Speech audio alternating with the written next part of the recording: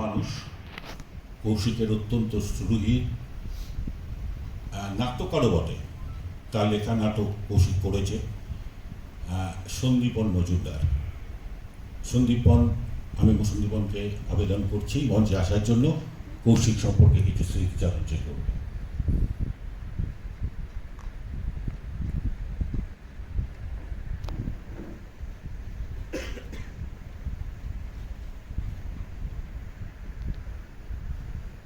নমস্কার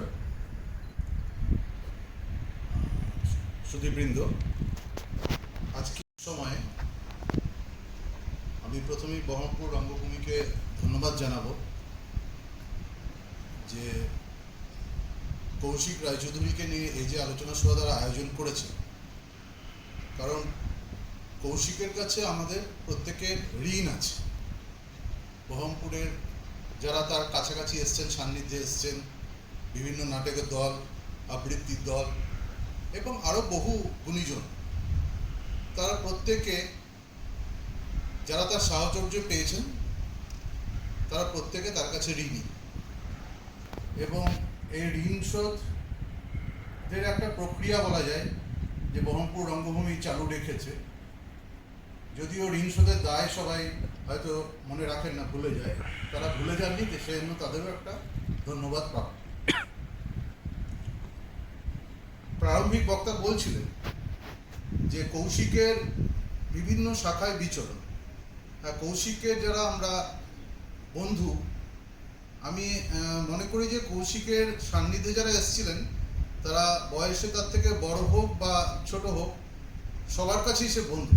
কারণ কৌশিক নিজেও যেমন গুরুজন সুলভ কোনো দূরত্ব রাখতে চাইতো না, যে কোনো প্রজন্মের মানুষকে, নবীন প্রজন্মকে সে দুহাত বাড়িয়ে বরণ করে নিত, তেমনি সেও নিঃসংকোচে প্রবীণ বয়োজ্যেষ্ঠদের তাদের সম্মান দেওয়ার পরও তাদের কাছে খুব সহজেই কাছের মানুষ হয়ে উঠতে পারে এবং সুহৃদ সুলভ আচরণ করতে পারতো। তারাও তার কাছে অনেক কিছু বলতে পারতেন। এখানে স্যার আছেন, তার প্রিয় মানুষ, তিনিও নিশ্চয়ই ব্যাপারে আমার যে বক্তব্য তাকে মান্যতা দেবেন। তা যেটা বলার, যে কৌশিককে যখন থেকে আমরা দেখার সুযোগ পেয়েছি তখন আমার প্রথম মনে হয়েছিল যে কৌশিক একজন পশ্চিমবঙ্গের অন্যতম শ্রেষ্ঠ আবৃত্তিকার। কারণ কবিতাকে ভেতর থেকে বোঝা এবং স্মৃতিশক্তি, কবিতা ও অনর্গল বিভিন্ন কবির কবিতা বলে যেতে পারত এবং সেটাকে তার নিজের বোধ থেকে বলতে পারত। এবং সে ব্যাপারে বহরমপুরে যারা বহু পুরনো দিনে একটা বলা যায় যে শ্রুতি নাটক দেখেছেন, মৌরির বাগান, সাহিত্যিক শরৎ কুমার মুখোপাধ্যায়ের লেখা, কবি ও সাহিত্যিক শরৎ কুমার মুখোপাধ্যায়ের লেখা মৌরির বাগান, কৌশিক রায়চৌধুরী, কৌশিক সেন, যিনি পরে বেতারে চলে গেছেন, এবং একটি মেয়ে, তার নামটি আমার মনে নেই, ছোট্ট মেয়ে একটি ছিল। তিনজনে মিলে এখানে এই রবীন্দ্র সদন মনে আছে মন্ত্রমুগ্ধ করে রেখে দিয়েছে। এবং একই সঙ্গে রবীন্দ্রনাথের কবিতা থেকে পেট্রোল ব্রেকটের কবিতা এখানে দাঁড়িয়ে তাকে আবৃত্তি করতে শুনেছি। কিন্তু পরবর্তীকালে সে আবৃত্তি করা বন্ধ করে দিল, আর করল না। কবিতা লিখত, যারা রৌরব পত্রিকার সঙ্গে যুক্ত ছিলেন বা রৌরব পাঠ করেছেন তারা জানেন যে সেখানে তার কবিতা বেরোতো। এবং এতদিন পরে, মৃত্যুর এতদিন পরে, কারণ সে পরবর্তীকালে স্বীকারই করতো না কোনো জায়গায় যে সে কবিতা লিখতে পারে বা লিখেছে, তার কবিতাগুলো বই হয়ে বেরিয়েছে কলকাতা সপ্তর্ষি প্রকাশন থেকে, কৌশিক রায়চৌধুরী কাব্য সমগ্র নিয়ে। মানে একজন কবি প্রথম কবিতা যেটা, সেটাই তার কাব্য সমগ্র। অসাধারণ কবিতা লিখতে পারত, কিন্তু সেই কবিতার ছোঁয়া সে বলা যায় যে আমরা সেভাবে পেলাম না, কারণ সে নিজে সেই জায়গা থেকে সরে আগ্রহী হলো পরবর্তীকালে চলচ্চিত্র চর্চা, এবং চলচ্চিত্রের ভাষা এবং তার যে আঙ্গিকের থেকেও বেশি করে গুরুত্ব দিত চলচ্চিত্রের বক্তব্যের বিশ্লেষণ। এবং ওকে ভীষণভাবে প্রভাবিত করেছিল অমিতাভ চট্টোপাধ্যায়, যিনি চলচ্চিত্র সমাজ ও সত্যজিৎ রায় নামে একটি বই লিখে জাতীয় পুরস্কার পেয়েছিলেন, তারই লেখা দ্বিতীয় একটি বই চলচ্চিত্র ভাবনা। মৃত্যুতে সুভাষ মুখোপাধ্যায় একটা কবিতা লিখেছিলেন। কবিতাটা ছিল এইরকম: ফুল দিও না, ফুল বড় মিথ্যে কথা বলে, ফুলগুলো লাগছে। এরকম সভায় কৌশিকের বলার কথা ছিল আমাদের নিয়ে, কিন্তু ঠিক বিপরীতটা হলো। তাকে নিয়ে আমাকে বলতে হচ্ছে। কৌশিক আমাদের ছাত্র ছিলেন, ব্যক্তিগতভাবে আমার অত্যন্ত ঘনিষ্ঠ ছাত্র ছিল, এবং আপনারা জানেন খুব কৃতি ছাত্র ছিল। তখন কৃষ্ণনাথ কলেজ থেকে প্রতি বছরই কলকাতা বিশ্ববিদ্যালয়ে ফার্স্ট, সেকেন্ড, থার্ড, ফোর্থের মধ্যে অনার্স থেকে কেউ না কেউ হতো। কৌশিক এখান থেকে অনার্সেও ফার্স্ট ক্লাস পেয়েছিল, এমএতেও প্রথম শ্রেণীতে প্রথম হয়েছিল। সুতরাং যে কথাগুলো একটু আগে চমৎকার করে বললেন, গানও ও একটু করত।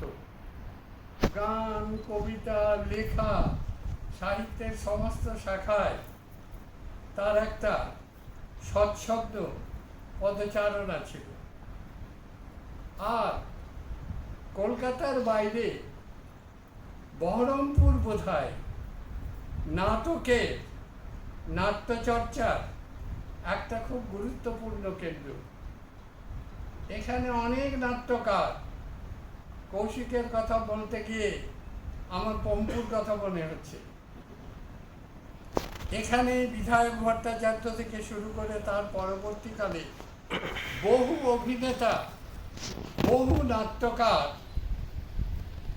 এবং মান্য শিল্পী সাহিত্যিকেরও অভাব নেই। আধুনিককালে একদিকে সৈয়দ মুস্তফা সিরাজ, অন্যদিকে আবুল বাসার প্রমুখ এই জেলার জনজীবনকে নানাভাবে তুলে ধরেছে। প্রথমেই সম্পূর্ণ অন্য একটা তথ্য বলি। কৌশিক এমএ পাস করার পর একটা বিষয় নিয়ে গবেষণা করতে চেষ্টা করেছিল। তার গবেষণার বিষয় ছিল এই: রবীন্দ্রনাথের কিছু গল্প উপন্যাসকে সত্যজিৎ রায় নাট্যরূপ দিয়েছিল। এই সত্যজিতের দেয়া যে নাট্যরূপ, রবীন্দ্রনাথের মূল সাহিত্য আর সত্যজিতের দেয়া এই নাট্যরূপ, এর একটা তুলনামূলক আলোচনা নিয়ে গবেষণা করতে চেয়েছিল। আপনারা জানেন, বাজারে যারা গবেষণা করে তাদের 95 বা 98% বই কখনো প্রকাশিত হয় না। কি ছাইপাশকে লেখে কেউ জানেও না, ডক্টরেট হয়, 3টা ইনক্রিমেন্ট পায়। গৌতমের এই বিষয়টিকে তখনকার কমিটি থাকতো, কোন বিষয় নিয়ে গবেষণা হতে পারে না হতে পারে। তখনকার রাজনৈতিক দলের সঙ্গে যুক্ত বিখ্যাত একজন নেতা মনে করেছিলেন এই রকম বিষয় গবেষণার উপযুক্ত নয়। সত্যজিৎ রায় যে রবীন্দ্রনাথের শিল্পরূপ দিয়েছিলেন,